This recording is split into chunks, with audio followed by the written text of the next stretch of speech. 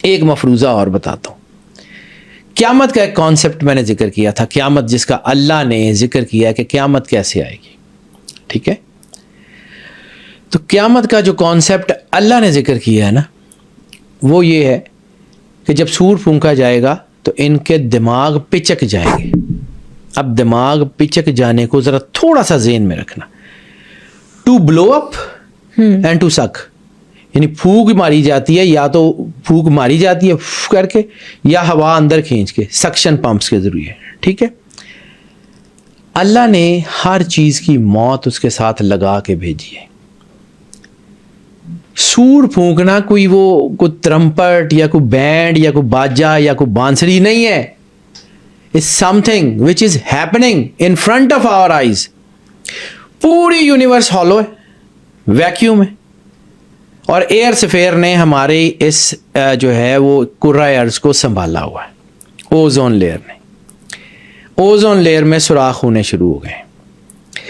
जिस दिन ozone layer फटी, हवा तेजी से बाहर निकलेगी, और जब सक्शन पंप चलता है तो चीजें पिचक जाती हैं। एग्जैक्टली ठीक है।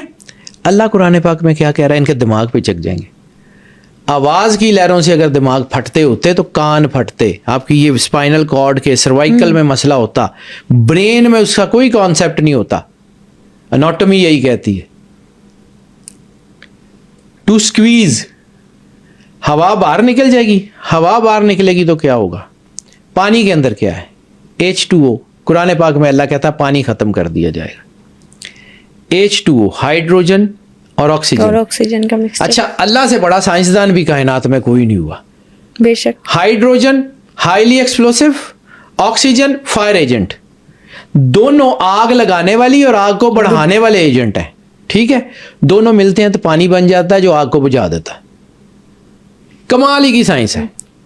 सिर्फ इसकी जो है ना, इसकी जो अंदर इसके जो चीजें हैं, इसकी चीजों को समझने की कोशिश करो।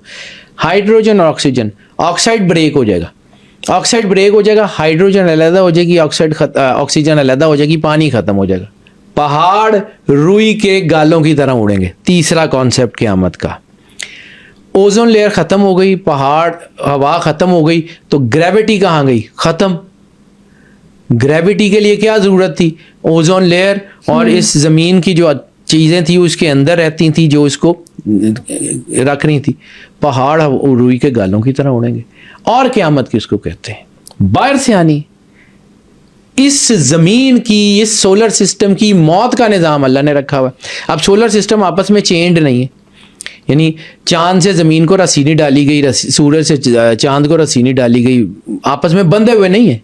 हाँ, ऐसे ही है। ठीक है, एक ही ग्रेविटी ने दूसरे को खींचा, दूसरे की ग्रेविटी ने तीसरे को खींचा, ये बैलेंस हो गए हुए, सिर्फ बैलेंस्ड है। इनमें से कोई एक भी इस पूरे सोलर सिस्टम में से कोई एक प्लैनेट भी अपनी ऑर्बिट से 5 डिग्री लेफ्ट या राइट या फ्रंट या बैक आ सकता है। 5 डिग्री तक तो कुछ नहीं होगा। अगर वो 5 डिग्री से ज्यादा बाहर जाएगा तो ये सारे आपस में टकरा जाएंगे। और क़यामत किसको कहते हैं? अब इसी को बुनियाद पे रखो और मैं आपको फिर उस तरफ लेके जाता हूं कि जिसके बारे में जिक्र कर रहा था, मफरूज़े की बुनियाद पे। चांद कभी देखा आपने?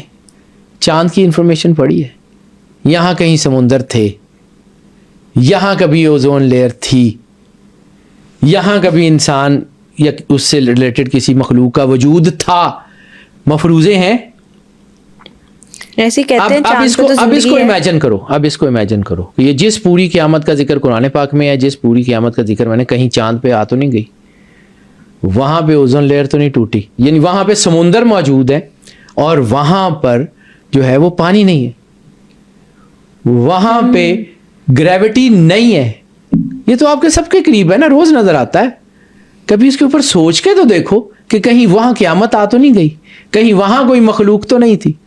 तो हो सकता है आपको आइडिया हो कि इस सोलर सिस्टम में, इस दुनिया में कहीं और 1,24,000 नबी हो सकते हैं। सिर्फ इस जमीन का अल्लाह थोड़ी है।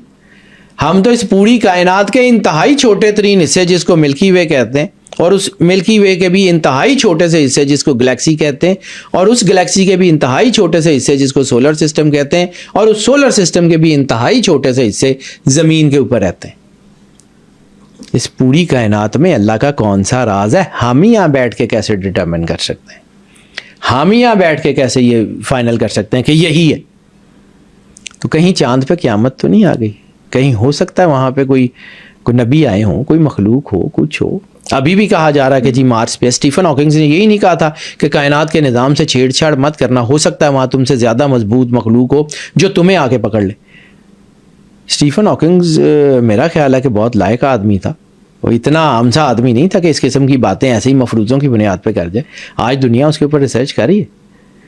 हम नहीं पढ़ते तो बेटा वो पुराने जो स्कूल है ना, मैं चूँकि उन्हीं स्कूलों में पढ़ा हूँ, आज 50 साल हो गए, तो वो जो होते थे ना स्टूडेंट्स जिनका दिल नहीं करता था पढ़ने का, तो उनकी कोशिश होती थी कि सर ने जो पेपर बनाया है ना वो पेपर ही फाड़ दें, ना पेपर होगा ना सुबह टेस्ट देना पड़ेगा। ठीक है, तो this is the actual situation. तो जिन लोगों को समझ नहीं ना आती वो फिर कहते हैं कि यार नहीं इंजीनियर का। सोचने के लिए अपने आप को ओपन करें, आपको रास्ते मिलते जाएंगे। अगर आप सोचेंगे नहीं तो आपको जंग लगता जाएगा, आप खत्म हो जाएंगे। This is the reality. Believe करना या ना करना अल्लाह की मर्जी से होगा। मफरूज़ों को डिनाई नहीं किया जा सकता। मुझे कोई चीज़ पता नहीं है तो इसका मतलब है कि वो है नहीं, ये नहीं हो सकता। और वे प्लेटो ने इसीलिए कहा था कि as much as I know that I know nothing, कि मैं जितना जानता चला जाता हूँ मुझे ये समझ आती है कि मुझे कुछ नहीं पता।